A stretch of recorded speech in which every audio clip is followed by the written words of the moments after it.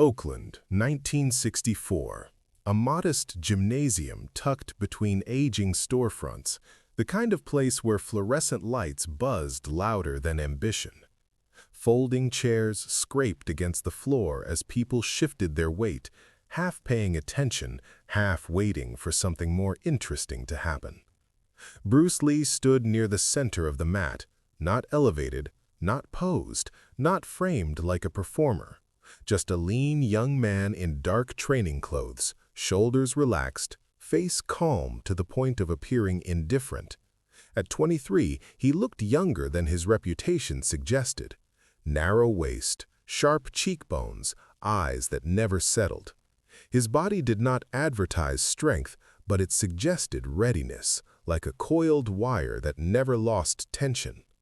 Around him, conversations floated about tradition, disrespect, and change, about who was allowed to teach, about who was allowed to learn, about lines that were not meant to be crossed. Bruce had crossed them anyway. Teaching non-Chinese students was not just controversial, it was a declaration.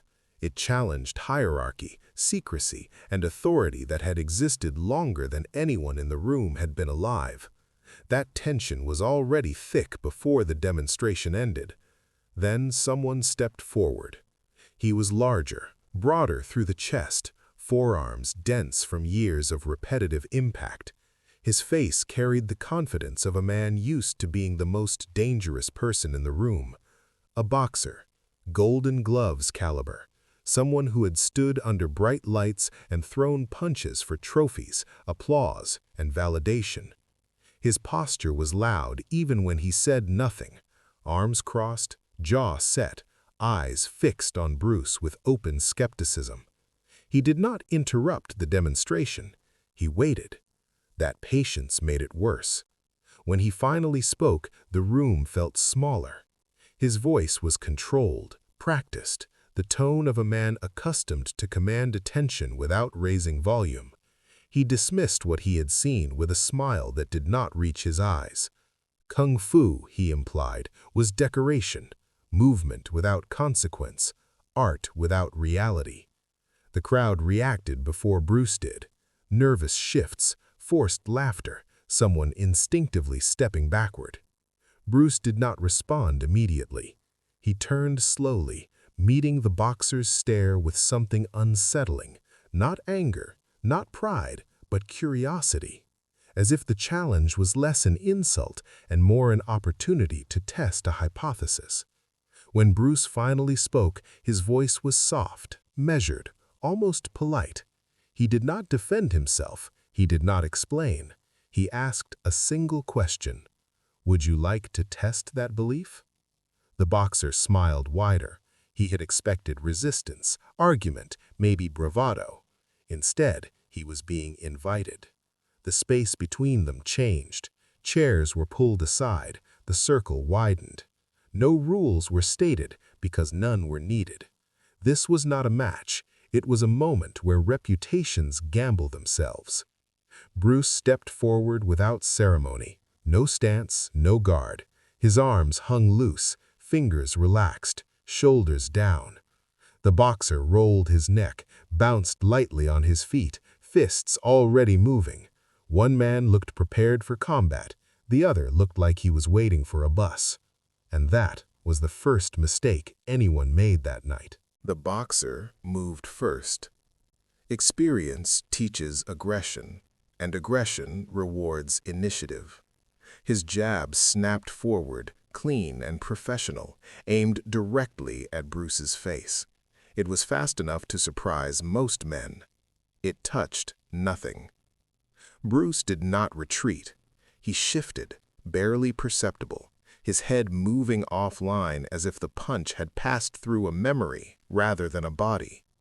The boxer followed immediately, layering his offense the way muscle memory demanded. Another jab, a straight right, a sequence burned into his nervous system by years of repetition. Again, nothing landed. Bruce's face never changed. His eyes tracked movement without urgency, absorbing rhythm rather than reacting to individual strikes. To the crowd, it looked like avoidance. To Bruce, it was data collection, distance, timing, weight transfer, commitment. The boxer began to feel it before he understood it. His punches were being read before they were thrown. Frustration crept in, subtle at first. His breathing sharpened, his shoulders tightened. He stepped closer, trying to crowd Bruce, trying to force contact. He feinted high and dropped low, driving a hook toward the body, a punch designed to punish ribs and drain will. Bruce intercepted it mid-extension. Not a block, not a strike. His hand closed around the boxer's wrist with surgical precision at the exact moment the arm became vulnerable. The momentum died instantly. The boxer pulled, but the arm did not move. The grip was not violent. It was final. Bruce spoke quietly, close enough that only the boxer could hear him. He pointed out the opening that now existed, not as a threat, but as a lesson. Then his free hand moved forward, fingers extended, stopping less than an inch from the boxer's throat. No contact, no damage, just possibility. The boxer froze. In that fraction of a second, his world tilted. Everything he knew about fighting assumed impact, pain, resistance. Here, none of that happened. Bruce released him and stepped back. The boxer's face flushed with a mix of embarrassment and disbelief. Pride demanded action. He charged, abandoned. The room changed after that. Fear dissolved into attention. Hostility into curiosity. The boxer stood differently now, shoulders lowered, eyes searching rather than challenging. He asked questions instead of making claims. How did you see it? How did you know when to move? Bruce did not answer immediately. He never rushed explanations. He spoke about perception, about speed that begins before motion, about recognizing intention rather than reacting to consequence.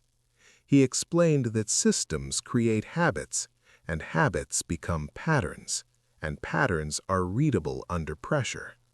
Boxing was effective, Bruce said, but it lived within boundaries. Those boundaries produced excellence and limitation at the same time.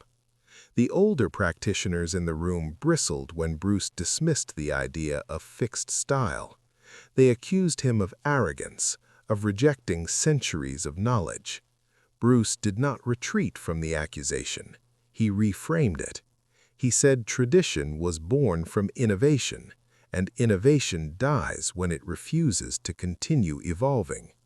He spoke of bodies being different, environments changing, opponents refusing to cooperate with assumptions. Truth, he said, was not loyalty to form.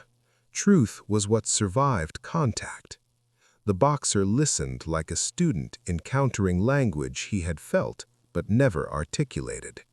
He admitted what the fall had taught him, that winning can hide flaws, that success delays growth, that losing, when honest, accelerates understanding. When he asked if Bruce would teach him, it was not desperation, it was humility. Bruce agreed, but without promises. Training, he said, was not about collecting techniques. It was about stripping away comfort, about learning to fail faster, to perceive sooner, to act without hesitation or fear. As the crowd filtered out and the gym returned to silence, Bruce stood alone, replaying the encounter, not with pride, but with critique. He noted inefficiencies, opportunities to end it sooner, movements that relied too much on pursuit.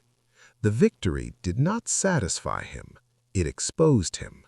That dissatisfaction would become his engine. Years later, people would mythologize moments like this, compressing them into stories about invincibility. But Bruce never believed in invincibility. He believed in process, in constant refinement, in discomfort as a compass.